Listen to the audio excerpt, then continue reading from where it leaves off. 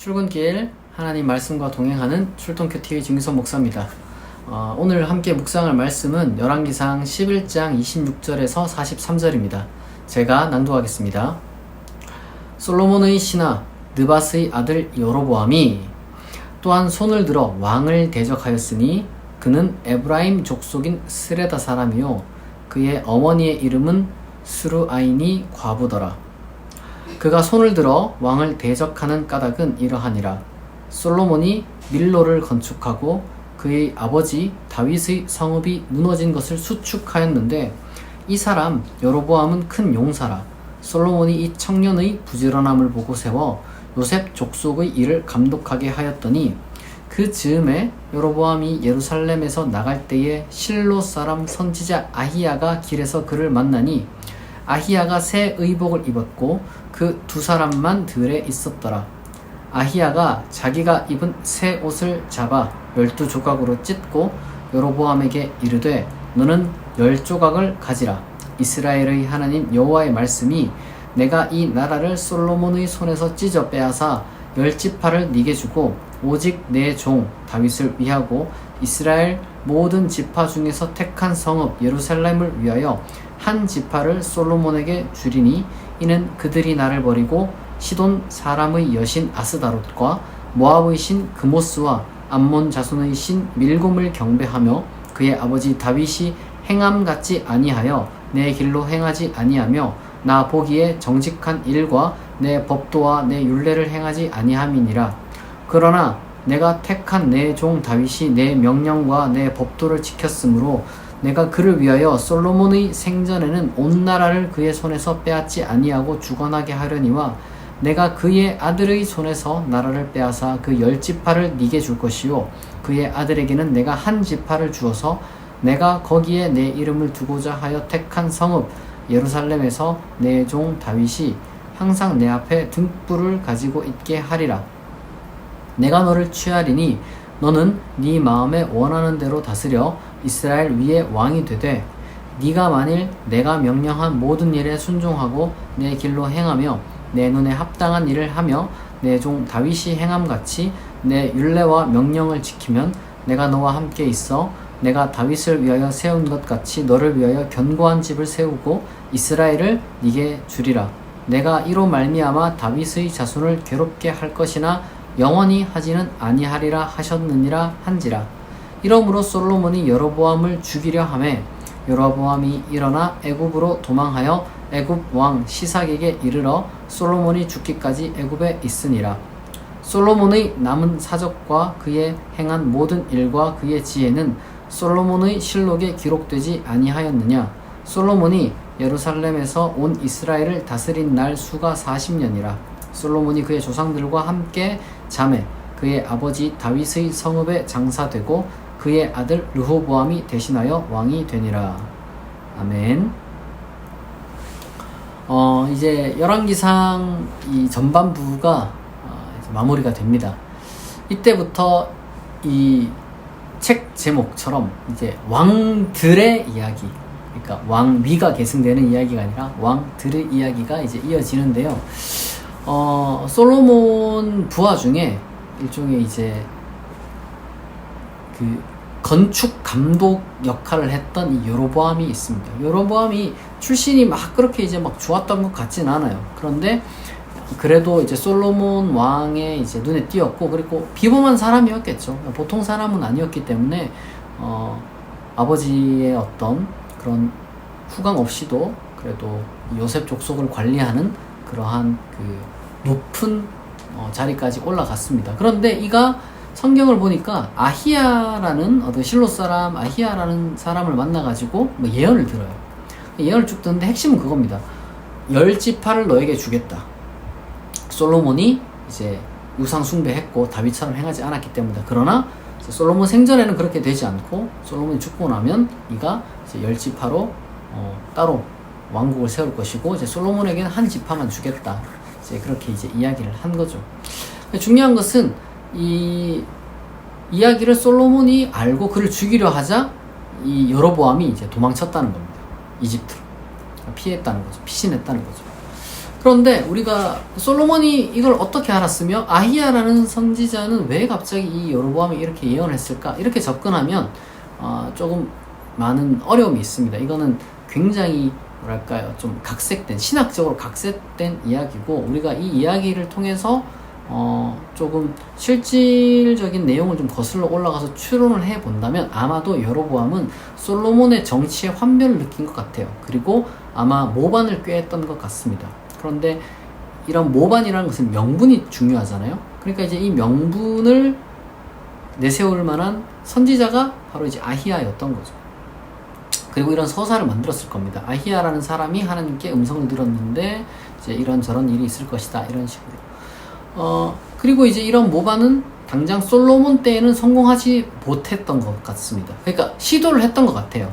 시도를 했는데 실패해서 솔로몬이 분노해서 죽이려고 했고, 이제 이집트로 이제 도망을 간 거죠.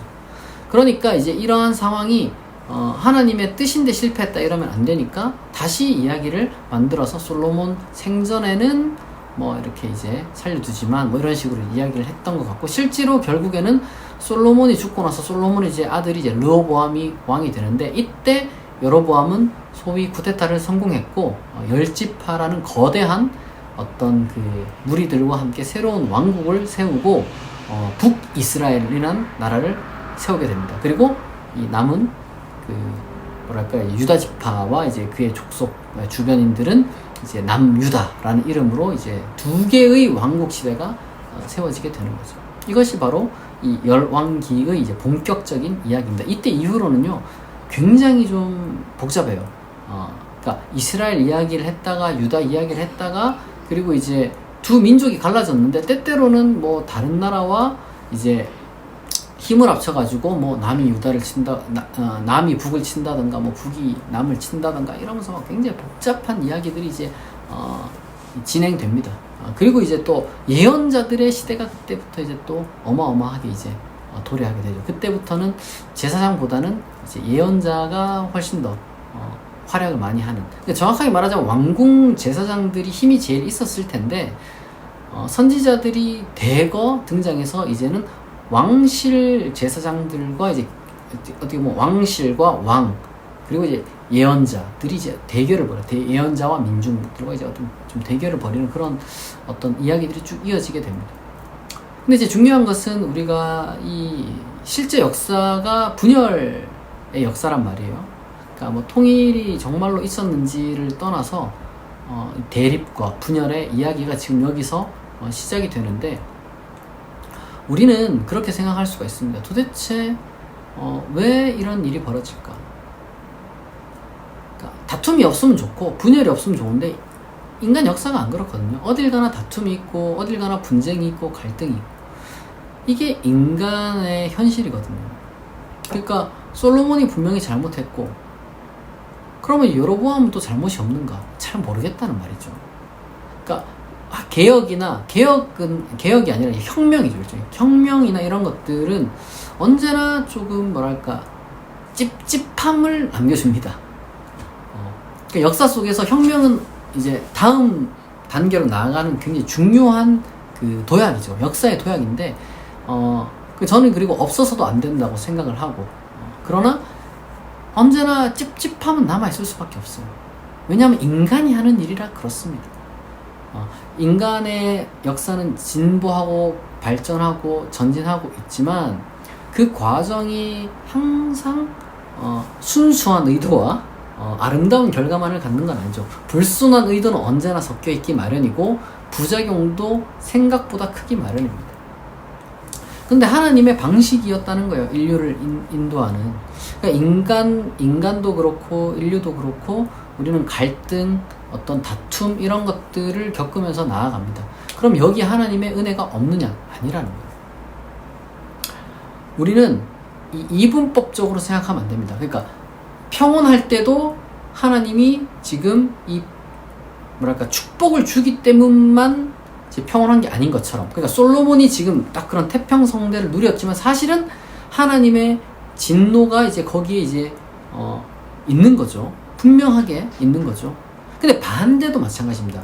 이 평온하지 않은 이 분열과 갈등과 어떤 그 분쟁 상황에서 그럼 하나님의 은혜는 하나도 거기에 없느냐? 또 그렇지만도 않다는 거예요. 우리는 항상 이분법적으로 생각하기가 쉬워요. 뭔가 이제 갈등과 분쟁과 분열이 있으면 거기에 하나님의 은혜가 하나도 없다라고만 생각하고, 평온하기만 하면 항상 하나님의 어떤 그 은혜만 있다라고 생각하는데 그렇진 않습니다. 우리는 모든 상황 속에서 어떤 그 하나님의 진노와 하나님의 은혜가 공존할 수 있다는 사실을 기억해야 되는 거예요. 이 분열이라는 것이 썩 아름답기만 한 것은 아니죠.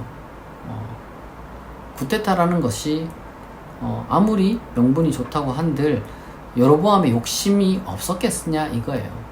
있었겠죠. 그런데 하나님은 모든 상황 속에서 합력하여 선을 이루시는 분이라는 것을 우리가 기억해야 됩니다. 분열이 좋다, 갈등이 좋다라는 건 아니에요. 피할 수 없는 그 상황 속에서 하나님은 전적으로 떠나 계시는 분이 아니라는 겁니다. 우리가 그걸 기억해야 돼요. 우리가 어려운 상황 속에 있고 조금 쉽지 않은 그런 공경 가운데 있다 할지라도, 그리고 때로는 이 문제가 발생한 상황 가운데 있다 할지라도 하나님이 전적으로 떠나가 계신 것이 아니라 그 가운데서도 하나님은 나름대로 이 역사를 인도하고 계신다. 그러니까 우리는 중요한 것은 그 상황 속에서도 내 욕심, 내 중심적인 생각, 이기심, 욕망 이런 것들을 최대한 버리고 그 가운데서 하나님의 뜻을 붙드는 그런 노력을 부족하지만 해야 된다는 거예요. 이 세상에 완벽한 하나님의 뜻을 붙잡는 그런 선택과 사유는 없지만 그런 노력조차 안 하면 안 된다는 거예요. 아히야의 예언과 여로보암의 그 결단이라고 해야 될까? 이런 것들이 왜 불순한 의도가 없겠어요. 그러나 그 가운데서 나름대로 하나님의 뜻을 찾으려고 노력한 것이 여기서 우리는 확인이 되죠. 열왕기상 저자가 바로 그걸 말하고 싶은 겁니다. 그래도 본질적인 것을 놓치지 않는 것이 더 낫다는 거예요. 더 옳다라기보단 더 낫다. 미묘하지만 이제 우리가 그렇게 살아가야 되는 겁니다. 우린 부족한 존재거든요. 우린 연약하고 부족하고 죄인입니다. 그렇기 때문에 그나마 더 나은 것을 그래도 붙들려고 발버둥 치는 그런 삶을 살아야 됩니다. 하나님은 그러한 사람들을 통해서 역사를 인도하시고요. 그리고 그런 사람들에게 복을 내려주시고 보호하시고 인도하시고 그들을 통해서 하나님의 뜻을 또한 이루어 가시는 겁니다. 여러분, 우리가 분쟁 상황에 있다거나 어려움 가운데 있다고 마냥 절망하고 좌절하고 아니면 그냥 될 대로 되라는 식으로 할 게 아니라 그 가운데서도 꼭 하나님을 바라보고 하나님을 붙들기 바랍니다. 하나님은 모든 상황 속에서 역사하시고 모든 인간의 연약함을 아시는 가운데 모든 것이 합력하여 선을 이루어 내시는 분이십니다. 이것을 믿고 우리가 하루하루를 또한 하나님 바라보며 정말 살아가기를 진심으로 축복합니다. 같이 기도하겠습니다. 하나님 아버지, 솔로몬 치하에서 여로보암이 쿠데타를 일으켰습니다. 그리고 솔로몬 사후에 결국에는 나라가 둘로 분열되게 되었습니다. 마치 그러한 진술만 보면 너무나 절망적이고 이스라엘이 망한 것 같지만 그 가운데서도 하나님은 살아 역사하심을 우리가 다시 한번 깨닫습니다. 우리가 어떤 상황에 있든지 간에 비록 인간의 연약함으로 인해서 또는 인간의 악함으로 인해서 갈등과 분쟁과 문제의 상황들을 만들어내고 우리들이 그러한 문제들에 휘말려서 정말 괴로워한다 할지라도 될 대로 되라는 식이 아니라 내 욕망이 아니라 하나님의 뜻을 그 가운데서라도 여전히 붙드는 그러한 하나님의 사람으로 우리가 살아가게 하옵소서. 모든 것을 합력하여 선으로 이루실 줄 믿사오며 감사드리며 예수 그리스도의 이름으로 기도합니다. 아멘. 여러분, 추석 연휴 잘 보내고 계십니까? 벌써 10월 첫째 날이 되었는데요. 둘째 날이군요. 여러분 정말 이 10월 달도 하나님의 은혜 안에서 정말 잘 보내시기를 진심으로 축복합니다. 오늘 출동 큐티는 여기서 마치겠습니다. 내일 아침 6시에 다시 만나겠습니다.